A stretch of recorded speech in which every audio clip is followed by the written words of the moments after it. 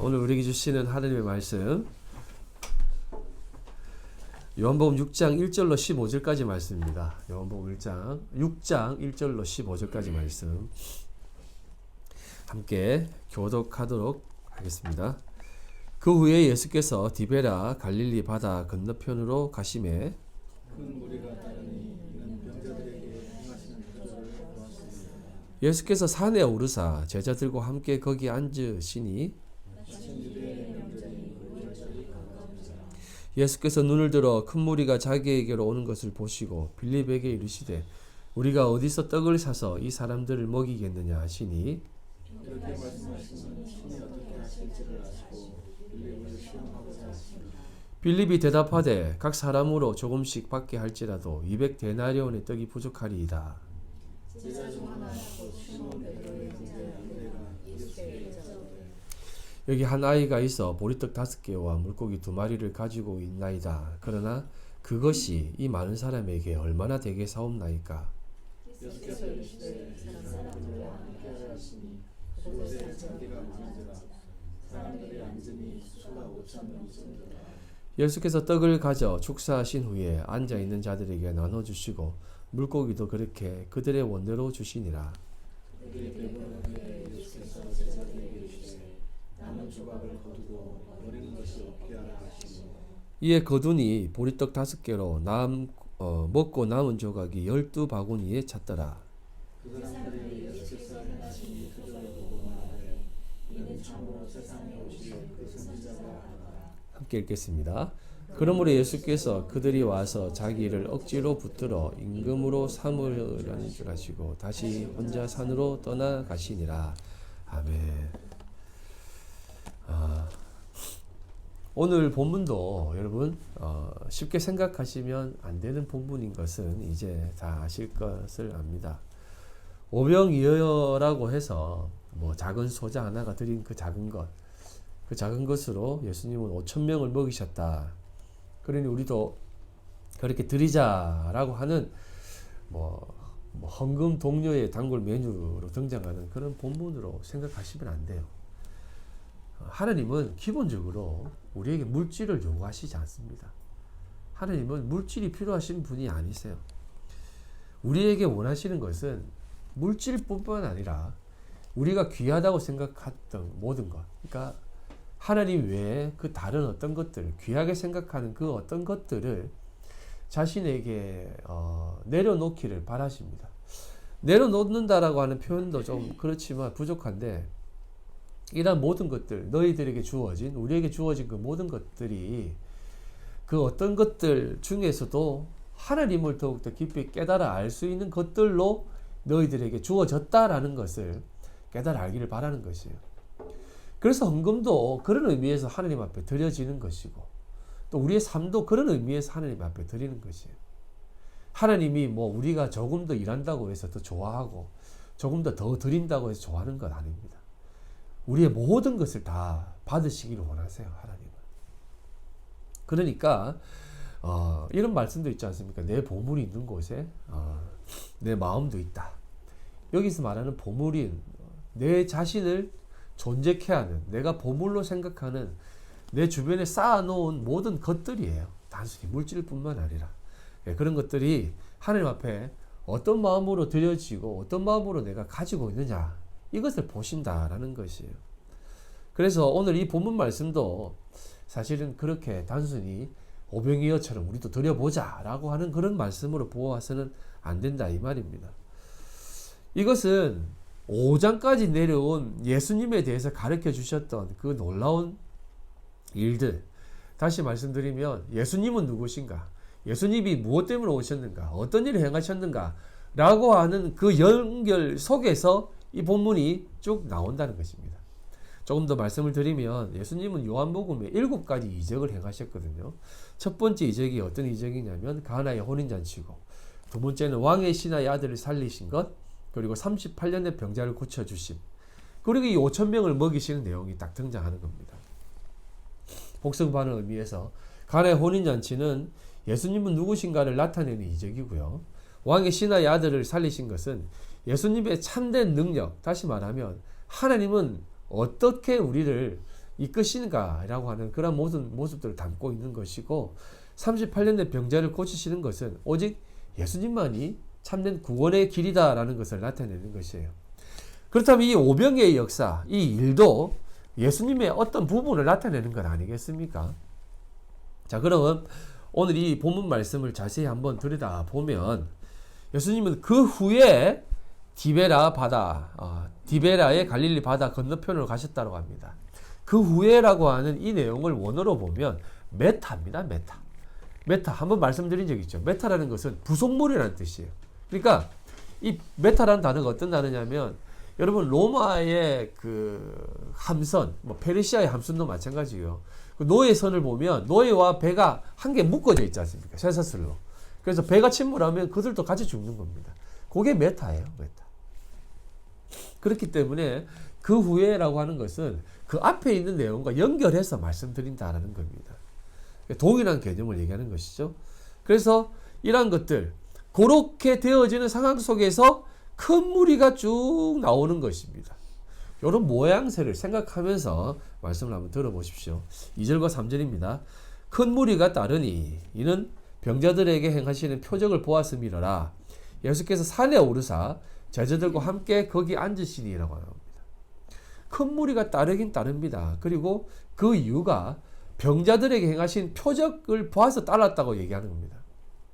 그때 예수님은 어디로 행하시냐면 산으로 향하십니다. 산으로. 그리고 그 산으로 향하는 그 산은 뭐 어떤 산인지는 정확하게 나와 있지 않지만 원어로 보면 그 산이라고 표현합니다. 그 토오로스거든요.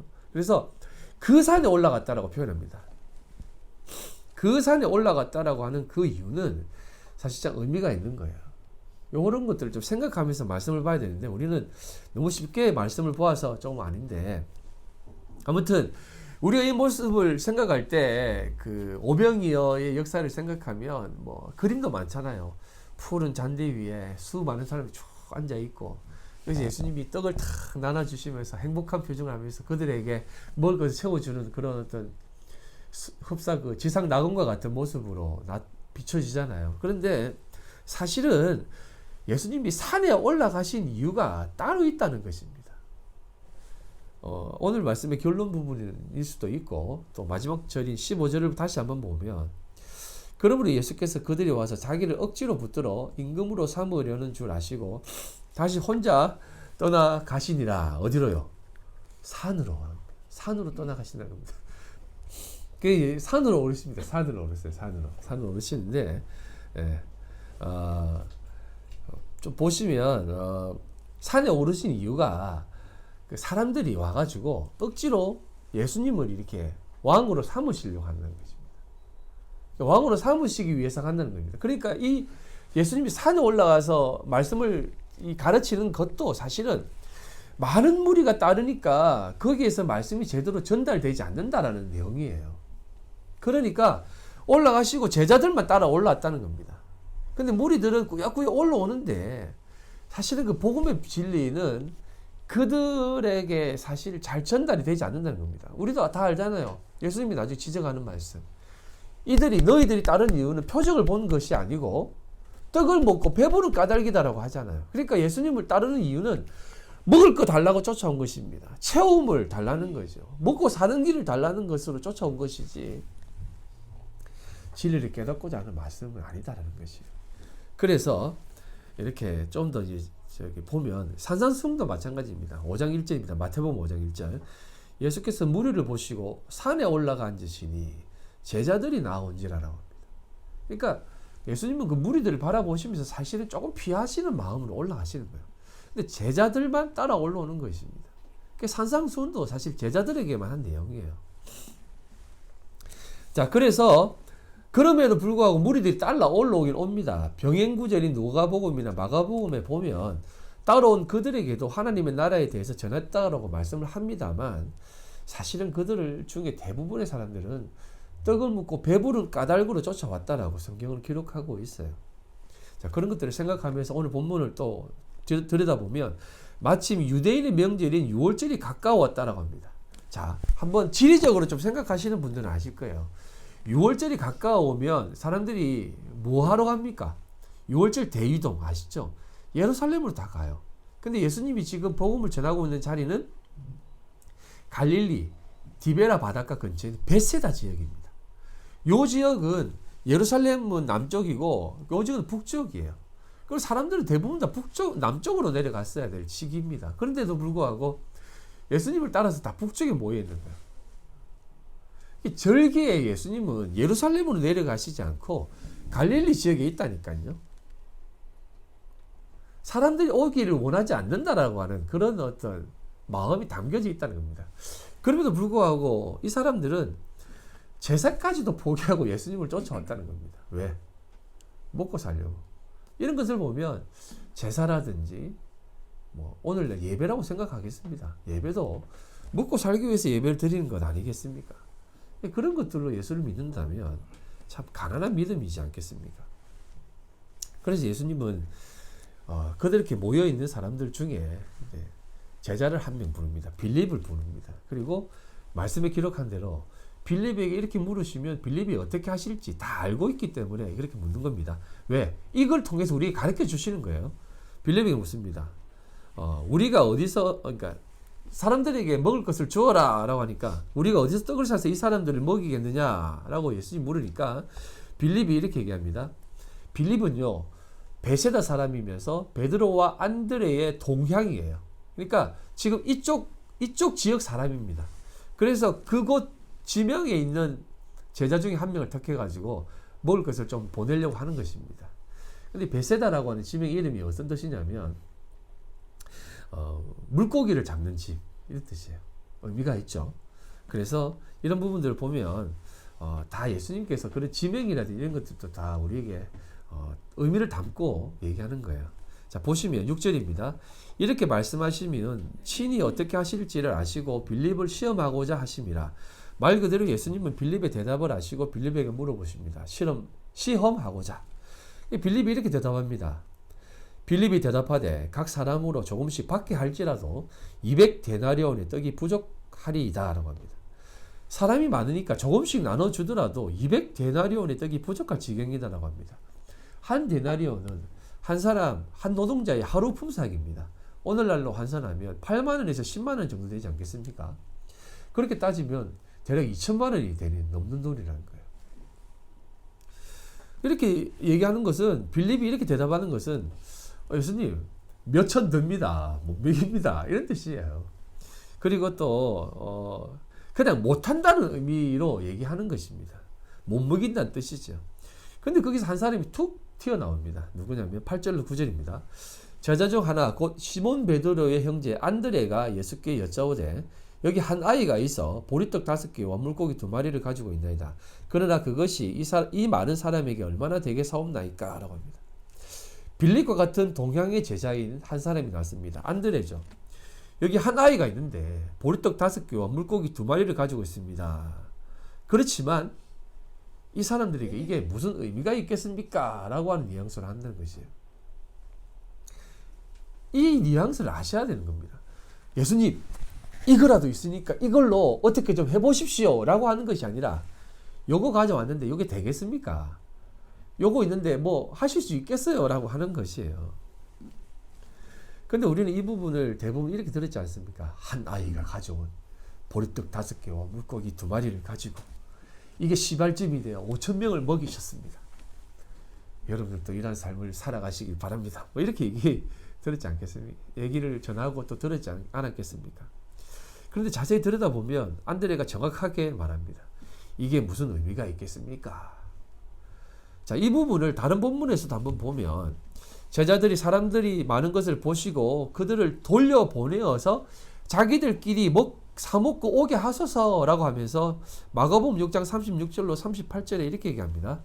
무리를 보내어 두루 촌과 마을로 가서 무엇을 사먹게 하옵소서. 대답하여 이르시되 너희가 먹을 것을 주라 하시니 여짜오되 우리가 가서 200데나리온의 떡을 사다 먹이니까. 이렇게 합니다. 이 말은 빌립이 약 200데나리온의 돈을 가지고 있었다는 뜻이에요. 그러니까 우리가 돈깨를 갖고 있는 사람이 아마 빌립이었던 것 같습니다. 이 당시에는. 나중에 뭐 가룟 유다로 넘어갔겠지만 우리가 가지고 있는 이 헌금, 이 재정으로는 안 됩니다. 못 합니다. 라는 것이죠.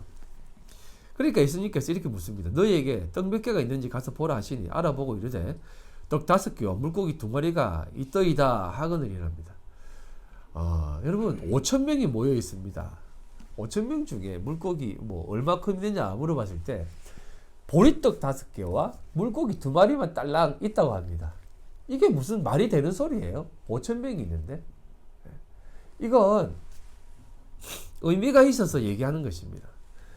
뒤에서 한 번 더 살펴보겠지만 성경에 나와 있는 이러한 표현들은 의미가 다 있어서 하는 표현이에요.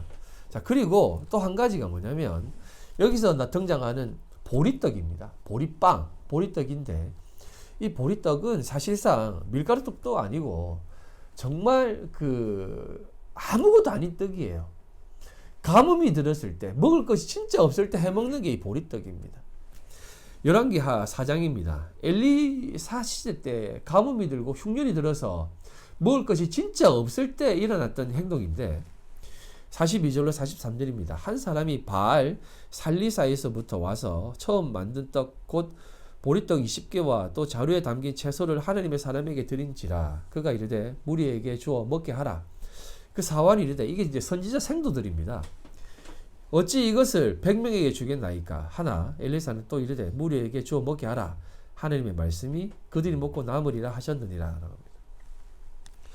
보리떡 20개와 뭐 채소 좀 있었는데 이걸로 100명을 나눠주라 했을 때 이걸로는 100명의 택이 안 됩니다라고 하는 거예요. 그러니까 이게 너무 미묘한 거예요. 보리떡이라는 게 정말 의미가 없는 겁니다. 그리고 여기 나온 물고기가 원어로 보면 옵사리온인데요. 이 옵사리온의 말은 그냥 물고기 이렇게 막 텔레비에 그러니까 사진에 보니 큰 물고기가 아니라 그 절인 물고기 있죠. 이 옵사리온은 조미료라는 뜻이에요. 조미료. 그러니까 멸치예요, 멸치. 빵하고 곁들여 먹는 그런 물고기예요. 이거 2개를 가져왔다는 겁니다. 진짜 먹을 거 없는 보리떡 5개, 빵 조각 5개 하고 조미료 2개 가져왔다는 게 조미료. 네. 짠지 2개 가져왔다는 거하고 똑같은 거예요. 이걸로 5,000명을 먹일 수 있겠습니까? 라고 하면서 안드레가 내놓는 겁니다. 이렇게 하는 모습은 2가지로 볼 수가 있습니다. 하나는 안드레가 예수님께 내밀면서 우리가 이야기했잖아요. 저들을 내려가게 해서 각자 먹을 것을 사먹게 하시지. 이것으로 뭘 할 수 있겠습니까? 라고 하며 정말이지 너무나 아무것도 아닌 것을 내밀면서 하는 행동일 수도 있고요. 2번째는 예수님께서 안드레를 통해 어떤 행위를 할지 아시기에 이렇게 정말이지 아무것도 아닌 것 중에 보리떡과 절인 물고기 2마리가 있다라고 하면서 내놓게 하는 행동을 하시게 하는 겁니다. 그러니까 안드레를 통해서 이 행위를 하게 하시는 거예요. 예수님이. 그러니까 저는 이 2번째로 생각합니다. 여러분들 인생을 살면서 어떨 때는 참 많은 것들 내놓게 하실 수도 있고 어떤 것들은 정말 의미 없고 보잘것없는 것들 내놓게 하실 수도 있어요.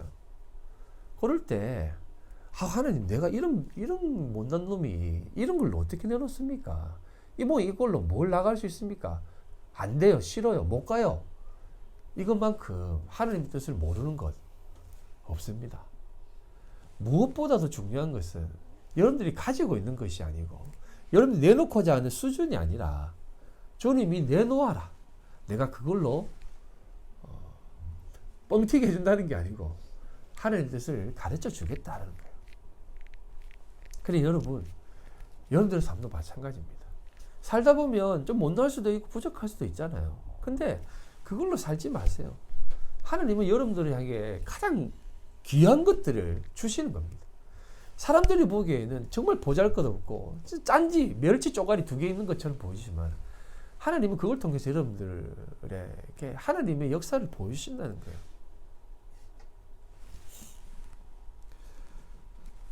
예. 눈도 침침하네. 참. 예. 그래서 다시 한번 더 하겠지만 이 부분을 확인하기 위해서 예수님께서 말씀하신 부분을 조금 더 보아야 되는데요. 예수님께서는 이 오병이어가 단순히 사람들을 배불리고 먹이시기 위해서 행한 것이 아니라 라고 친히 말씀하십니다. 요한복음 6장 26절로 27절입니다. 예수께서 대답하여 이르시되 내가 진실로 진실로 너희에게 이르노니 너희가 나를 찾는 것은 표적을 본 까닭이 아니요 떡을 먹고 배부른 까닭이로다. 썩을 양식을 위하여 일하지 말고 영생하도록 있는 양식을 위하여 하라. 이 양식은 인자가 너희에게 주리니 인자는 아버지 하나님께서 인치신 자니라 라고 합니다. 예수님께서 이 이적을 베푸시며 우리에게 가르치시고자 하는 것은 여전히 이런 것들을 추구하고 쫓아 살아가는 사람들을 향해서 또 하나의 가르침을 던지시는 겁니다. 물론 사람들을 불쌍히 여기셔서 이렇게 행하신 건 맞아요. 표면적으로 볼 때는 그것이 맞습니다. 하지만 믿음의 사람들은 이걸 통해서 단순히 많은 사람들, 가난한 사람들에게 떡을 나누어주는 행위로 보는 것이 아니라 이런 것들을 보아야 되는 것이에요. 이 참된 표적이 무엇인지를, 참된 표적이 무엇인지를 우리가 보아야 된다 이 말입니다. 우리는 그동안 이 오병이어를 많이 오해해 왔습니다만 예수님께서 우리에게 가르쳐 주시는 것은 자신이 생명의 떡이다 라고 말씀하시는 거예요. 내가 생명의 떡이다. 나로 말미암지 않고는 하나님께로 갈 자가 없다라는 것입니다. 요한복음 6장 35절입니다. 예수께서 이르시되 나는 생명의 떡이니 내게 오는 자는 결코 줄이지 아니할 터이요 나를 믿는 자는 영원히 목마르지 아니하리라 라고 하는 겁니다. 이처럼 예수님의 오병이의 이적은 다름 아니 예수님이야말로 우리를 위해 오신 참된 메시아이시며 우리를 참으로 살리는 생명의 떡이시다라는 것을 선언하시는 이적, 표적이다 이 말입니다. 조금 더 깊이 들어가면 이 오병과 이어가 나타내고자 하는 뜻이 무엇인지를 조금 들여다봐야 되는데요. 보리떡 5개, 물고기 2마리, 5와 2가 등장합니다. 제가 늘 얘기했듯이 성경에 기록된 시기는 숫자가 없었던 때입니다. 자, 그런 것들을 생각하면서 보리떡 5개와 물고기 2마리라고 하는 이런 부분들을 생각할 때 뭐가 생각합니까? 여러분 5가 나타내는 뜻이 무엇일 것 같아요? 5 하면 무엇이 생각납니까? 그냥 기본적으로 딱 생각해보세요. 5. 모세 오경입니다. 이게 5가 나타내고자 하는 것은 보통 모세 오경, 율법을 얘기해요. 율법도 물론 말씀이죠. 5라는 것이, 그러니까 이 기본적으로 생각하면 이 모세 오경, 보리떡 5개라고 하는 떡은 말씀이잖아요. 그래서 오병이어라고 말하는 이 오병이라고 하는 그 모세 오경의 그 상징적 그 숫자를 가지고 예수님은 나중에 몇 광주리를 남깁니까? 12광주리를 남깁니다. 근데 12광주리라는 것이 아들의 숫자입니다. 그래서 5라고 하는 오병이어에 물고기 2마리가 합쳐서 7이 되는 겁니다. 그 7이 완성의 숫자이면서 다 이룬 것 아닙니까? 다 이룬다는 것은 우리 성도들에게 있어서 다 이룬 것은 안식에 들어가는 거잖아요. 안식에 들어가는 것은 우리 육신의 삶을 다 접고 팔로서 부활한다고 표현했지 않습니까? 그런 것처럼 7이라는 것은 우리의 육신의 삶이 다 도려져 나가는 것입니다.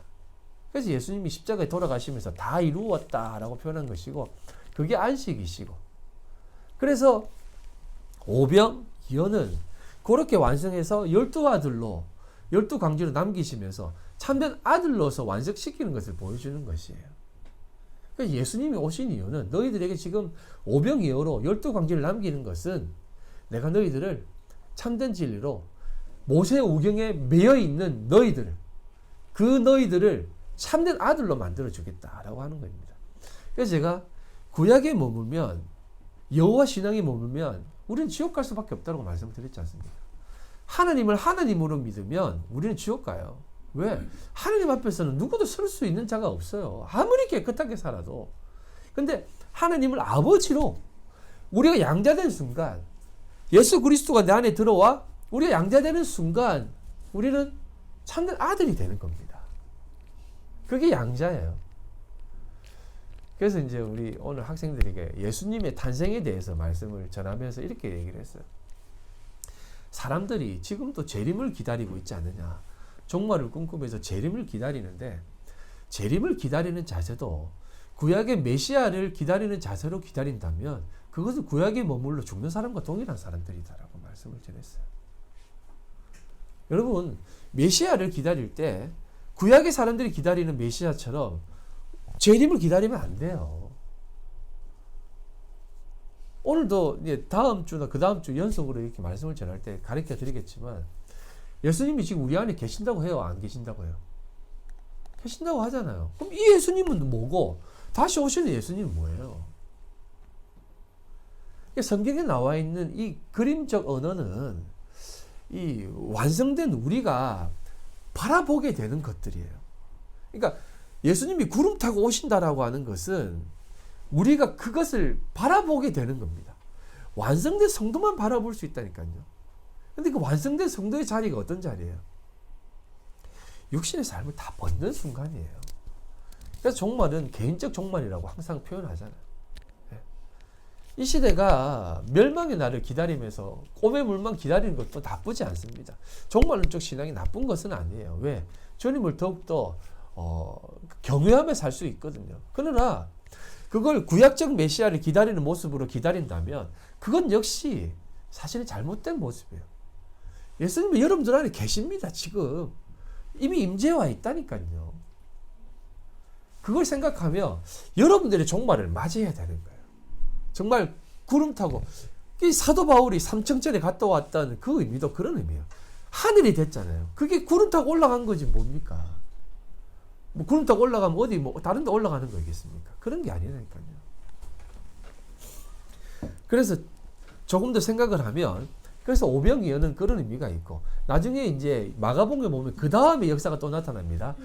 칠병이어가 나타납니다. 이제 보리떡 7개로 4,000명을 먹입니다. 근데 7병이어로 7강주를 남기고 4,000명을 먹입니다. 요 의미는 또 어떤 의미냐면 7이라고 하는 것은 죽어야 될 존재잖아요. 이 육신을 가리키는 거거든요. 근데 이 7이라고 하는 건 또 다른 것이 뭐냐면 우리의 육신, 다시 말하면 가나안의 7 족속을 가리킵니다. 이방인들을 상징하는 단어예요.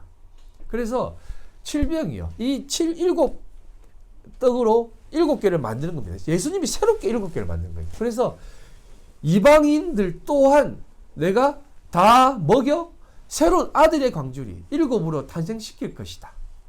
그게 4,000명을 먹이는 겁니다. 사라는 것도 제가 이 땅에서 완성되는 숫자라고 말씀을 드렸잖아요. 그게 산이에요. 사각형은 성전을 가리킵니다. 그 당시 어떤 집들도 다 사각형을 만들었지만 가장 먼저 사각형을 만든 것은 이스라엘 민족들이 광야에 나오면서 텐트를 칩니다. 텐트가 사각형 아닌 거 아시죠? 근데 사각형을 딱 만들어 가지고 하게 한 것은 하늘의 식양입니다. 성전이에요. 성막이에요. 사각형은 하나님이 이 땅 가운데에서 자신의 임재를 가리키는 곳이 사각형입니다. 그래서 하나님이 성전이 곧 산이라고 표현했지 않습니까? 그래서 이런 것들이 다 연결이 되는 거예요. 하나님께서는 이 5병이요, 7병이어도 역시 하나님의 백성들을 살리시겠다라고 하는 그런 뜻들이 담겨져 있는 것입니다. 이렇게 얘기하니까 조금 이해하기 힘들겠지만 예수님의 모든 행적들은 다 하나님의 뜻을 나타내시는 행적이다라는 겁니다. 5,000명을 먹이시는 것도 5병이여라는 것이고 4,000명을 먹이는 것도 이 땅에 있는 사람들을 다 완성시키고자 하는 하나님의 뜻이 담겨져 있는 것이다 이 말이에요. 자, 이런 것들을 보면서 예수님은 우리의 참된 생명이시며 우리에게 생명을 주시는 유일한 분이시다라는 것을 알 수 있게 되는 겁니다. 그래서 오늘 읽은 본문 말씀을 다시 한번 보시면 6장 14절로 15절입니다. 그 사람들이 예수께서 행하신 이 표적을 보고 말하되 이는 참으로 세상에 오실 그 선지자라 하더라. 그러므로 예수께서 그들이 와서 자기를 억지로 붙들어 임금으로 삼으려는 줄 아시고 다시 혼자 산으로 떠나가시니라라고 합니다. 많은 사람들이 신앙생활을 합니다. 그리고 열심으로 하나님을 믿습니다. 그런데 왜 그렇게 믿을까요?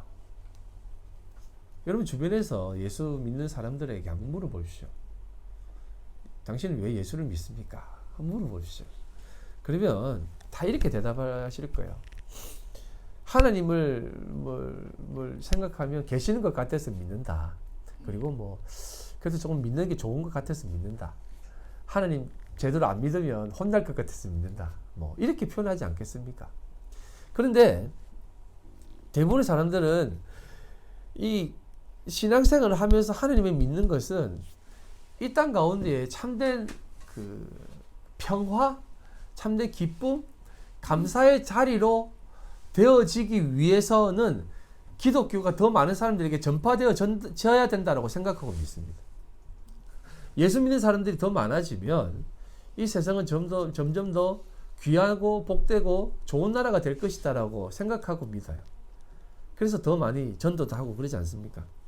소위 말하는 많은 영향력, 선한 영향력을 끼치기 위해서 예수를 열심히 잘 믿습니다. 그런데 여러분, 제가 여러분들에게 말씀드리고 싶은 것은 기독교를 자신의 존재, 그러니까 자신의 존재라는 것은 자신이 속해 있는 공동체도 되고 단체도 되고 속해 있는 곳이 될 수 있습니다. 이런 것들을 드러내기 위해서 존재하는 것이 아니에요. 기독교라는 것은 예수 그리스도가 누구시며 하나님이 이 땅을 어떻게 다스리시고 어떻게 행할 것이며 또한 나는 어떤 존재이고 나는 어떤 모습으로 이 땅에 왔으며 어디로 가는지, 그리고 내 삶을 돌아볼 때 정말 하나님이 없으면 한순간도 살 수 없구나라는 것을 깨닫는 것이 기독교예요. 그래서 예수를 믿는 겁니다. 예수를 믿으면 세상이 살기 좋아지고 이 땅이 정직해지고 훌륭해질 거라고 믿는다고 한다면 그건 잘못된 거예요.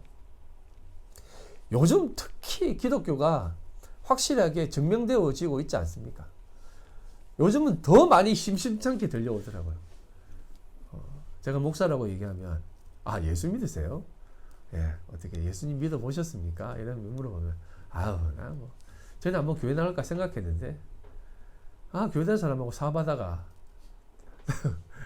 좀 열받아가지고 심심찮게 들려요. 뭐 어떤 장로라고 하던데 그 장로님 삶을 보면은 입에서 정말 진짜 어떻게 그런 말 소리가 나오는지 모르겠다고 하고 어떤 집사님 보니까 뭐 완전히 뭐 꽝이 된대. 그럼 그런 거 보면서 내가 예수를 왜 믿습니까? 뭐 이렇게 하지 않습니까? 그런 것들을 제가 왜 얘기하냐면 예수를 믿는다는 것도 그렇다는 거예요. 그런 거로 예수를 믿는다면 뭐 잘해주고 사랑해주고 돌봐주고 정직하게 살아서 예수 믿는 사람이 정말 훌륭하구나 라는 것들로 나도 그럼 훌륭하게 살아야지 라는 것을 예수를 믿는다면 그게 무너지면 끝장나는 겁니다. 예수를 믿는 것은 내가 예수 없으면 죽을 수밖에 없는 존재구나. 나는 예수 없으면 한순간도 살 수 없는 것이구나 깨닫는 게 예수를 믿는 거예요. 저는 늘 그런 고백합니다. 나 예수가 없으면 내가 어떻게 살 수 있을까? 하나님이 나를 붙잡지 않고 하나님이 나를 이끌지 않으면 내가 어떻게 이 세상을 살아갈 수가 있지? 저도 이 마음속에 뜨거움이 있는 사람이거든요. 옛날부터 불의를 보면 참지 못했던 사람이고. 근데 예수가 붙잡아 주니까 내가 참고 있는 거예요.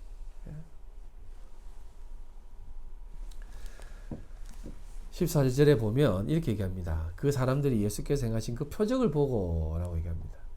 근데 이게 그 표적을 보고 말씀하는데 표적을 보니까 이 사람이 그 선지자다라고 얘기하잖아요. 근데 그 선지자가 누구냐면 신명기 18장 18절로 22절에 나와 있는 선지자입니다. 그러니까 모세가 이제 신명기 설교를 쭉 하면서 나와 같은 선지자 하나를 세울 것이다 라고 하면서 쭉 얘기를 합니다. 그러다가 이렇게 얘기하는 거예요. 내가 마음속으로 이르기를 그 말이 여호와께서 이르신 말씀인지 그 사람이 선지자인지 어떻게 우리가 알 수 있습니까? 라고 하니까 만일 선지자가 있어 여호와 이름으로 말한 일에 증언도 없고 성취함도 없으면 이는 여호와께서 말씀하신 것이 아니고 그 선지자가 제 마음대로 말한 것이니 너는 그를 두려워하지 말라라고 합니다. 그러니까 그 선지자가 아니다라는 거죠. 그러니까 모세가 말한 그 선지자는 증언도 있고 성취함도 있다는 겁니다. 근데 이게 증언이라는 말과 성취함이라고 말하니까 조금 헷갈리는데 이게 이제 원어로 보면 하야 동사하고 뭔가를 하다와 뭔가를 이렇게 만들어낸다는 뜻입니다. 그러니까 이루어낸다는 뜻이에요. 그러니까 그 선지자가 와서 자기가 말한 것을 이루어내고 자기가 말한 것을 이렇게 만들어낼 수 있으면 그 사람은 진짜 선지자다라는 겁니다. 그래서 이 사람들이 15절에 다시 한번 보면 그런 모습들, 표적들을 보고 이적들을 보고 배불리게 하는 것을 보니까 이 사람은 이걸 해낼 수 있네. 이것을 만들어낼 수 있네. 그래서 이 사람이 그 선지자구나라고 생각하고 쫓아갔다는 거예요. 그래서 예수께서 그들이 와서 자기를 억지로 붙들어 임금으로 삼으려는 줄 아시고 다시 혼자 산으로 떠나가셨다는 겁니다. 그러니까 그 선지자인 줄 알면서 막 쫓아가는 거예요. 근데 이들이 추구했던 선지자가 어떤 선지자입니까? 자신들을 구해내는 선지자 아니겠습니까? 그래서 예수님은 산으로 다시 가버렸다는 거예요. 그가 진짜 참된 선지자임에도 불구하고 이스라엘 사람들 여전히 구약에 머물러 그 선지자 말을 바라보고 있다는 것입니다. 근데 예수님께서 행하시는 그 모든 가르침과 이적들은 진짜로 하야와 진짜로 그 보라고 하는 단어라는 것입니다. 그래서 예수님은 진짜 실제로 말씀하신 것을 이루어내시고 실제로 그 말씀하신 것을 만들어낸다는 것입니다. 그게 어디에서 증명이 됩니까? 십자가에서 증명되지 않습니까? 다 이루었다. 다 이루었다. 그게 성취함입니다. 그게 증험이고요.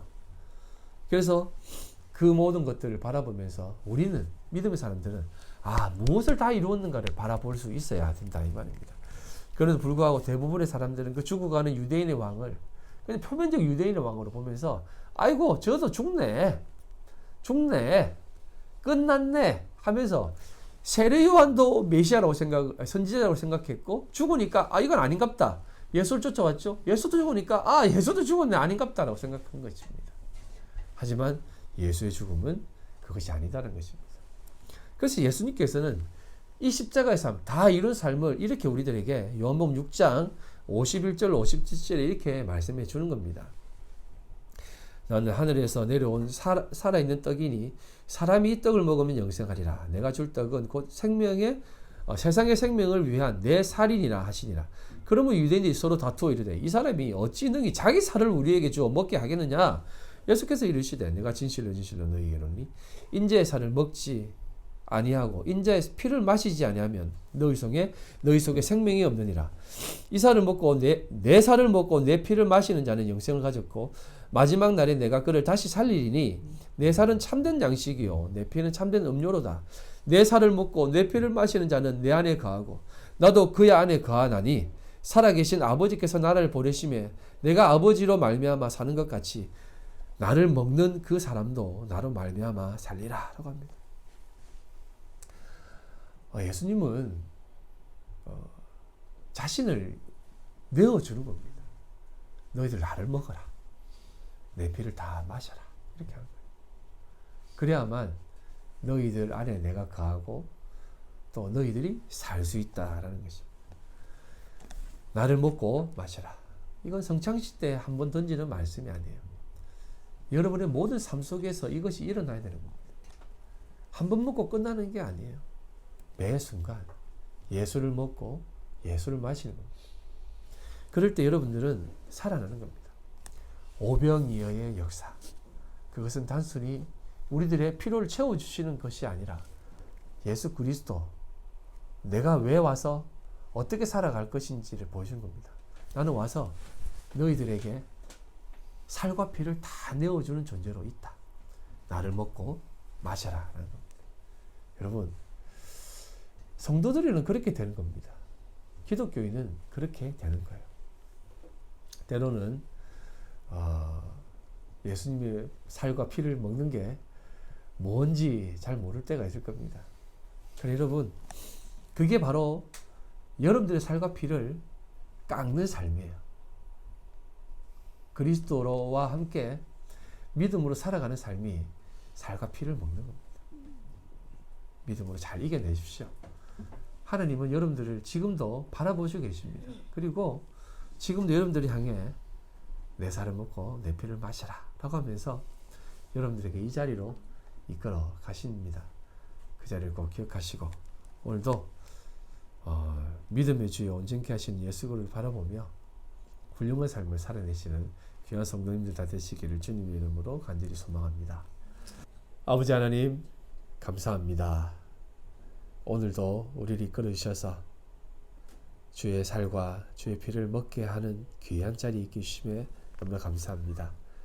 그거 먹고 살아나게 해주시고 그거 먹고 살아갈 수 있도록 주여 도와주시옵소서. 오늘도 주님 앞에 나올 때에 빈손 들고 나오지 않고 겸손히 하나님 앞에 귀한 물질을 드립니다. 받아주시고 주님께서 사용하여 주시옵소서. 드린 손길을 기억해 주시고 그 손길 위에 하나님의 놀라운 애 만배로 갚아 주시옵소서. 오로지 하나님의 영광만 나타나게 하여 주시옵소서. 하나님 기뻐 받아 주시옵소서. 지금은 우리 주 예수 그리스도의 그 크신 은혜와 아버지 하나님의 극진하신 사랑하심과 성령님의 교통 역사 충만하심이 오늘도 주님 앞에 오직 주의 살과 주의 피를 마시기로 또 마시고 살아가기로 결심한 우리 모든 성도들 머리와 그들의 가정과 직장과 사업과 삶의 모든 터전 위에 지금으로부터 영원토록 함께 있을지어다. 아멘.